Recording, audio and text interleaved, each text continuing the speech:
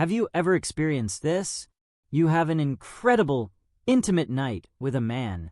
The connection feels electric, like you're the only two people in the world. Then, in the quiet moments after, something shifts.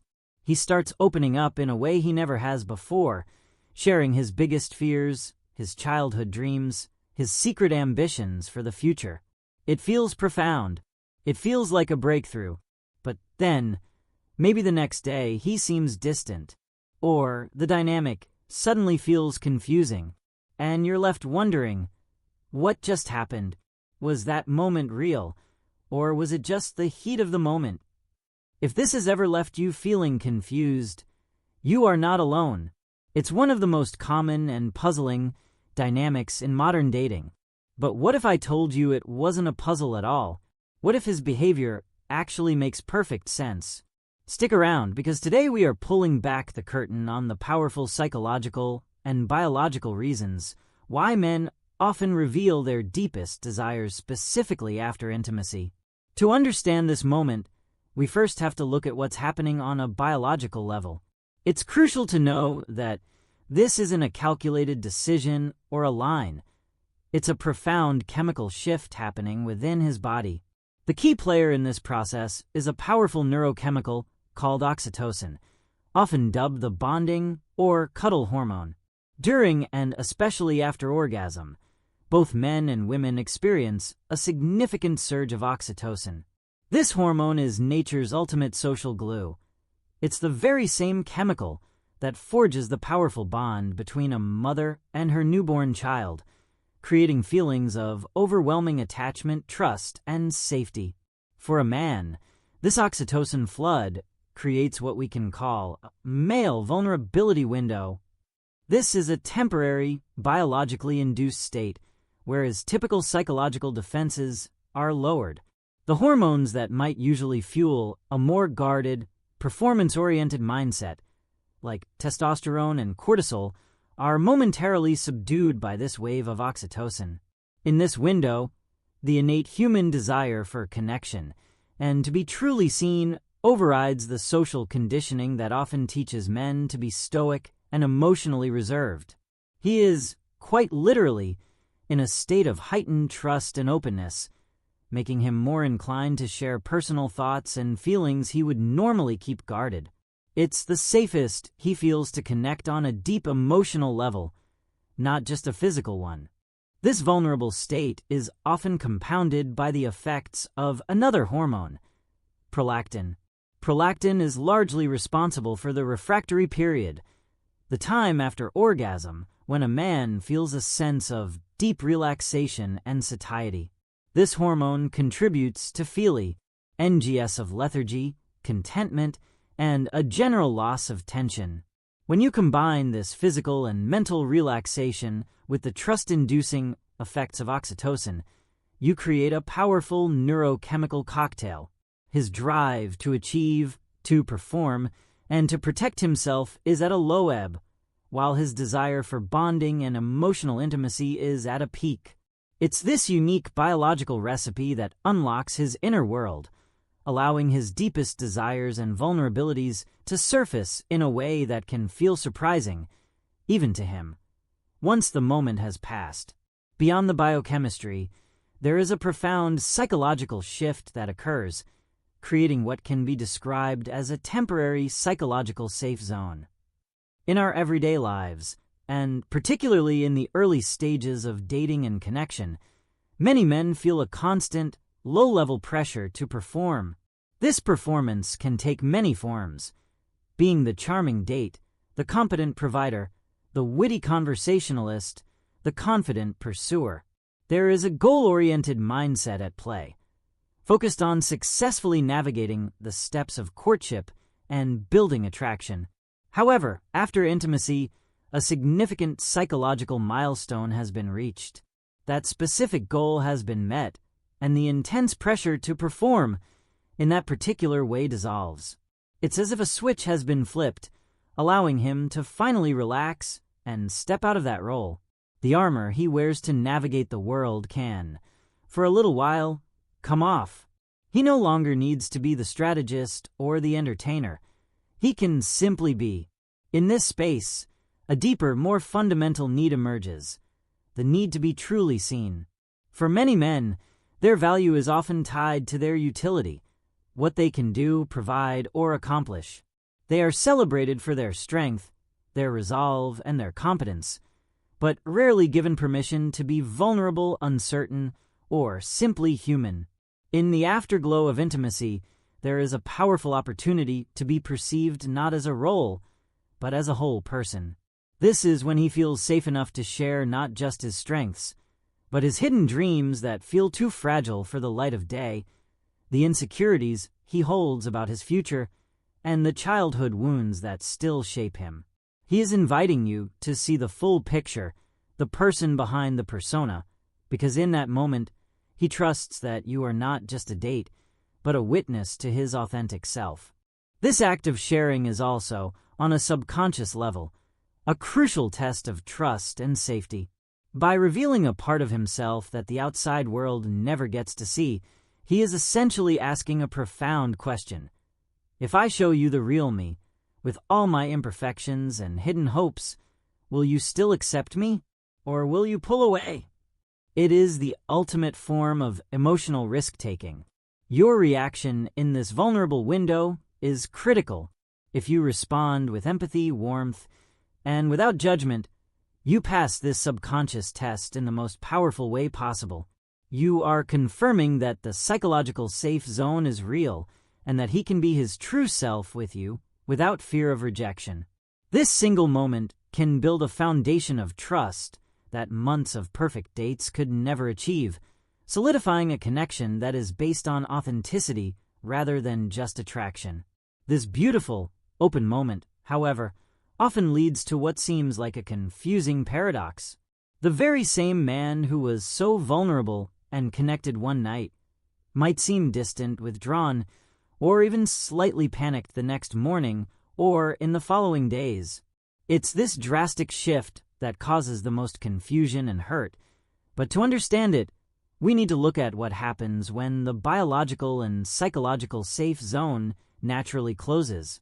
The potent cocktail of oxytocin and prolactin that facilitated his openness gradually subsides, and as it does, his everyday neurochemistry, and more importantly, his social conditioning, come rushing back in. This can trigger what's often called a vulnerability hangover. Just like the regret after having one too many drinks, a vulnerability hangover is a feeling of acute embarrassment, anxiety, or regret over having revealed so much of oneself. The logical, guarded part of his brain reawakens and begins to audit the interaction, often with a critical voice asking, "Why did I say that? What must she think of me now? I showed my hand completely." This panic isn't about you, but about his own discomfort with the level of exposure he allowed. This reaction is powerfully amplified by deep-seated societal programming. From a young age, many boys are socialized with a very specific and narrow script for masculinity. Be strong, be stoic, be in control, and never show weakness. Vulnerability is frequently framed as the antithesis of strength, a liability rather than an asset.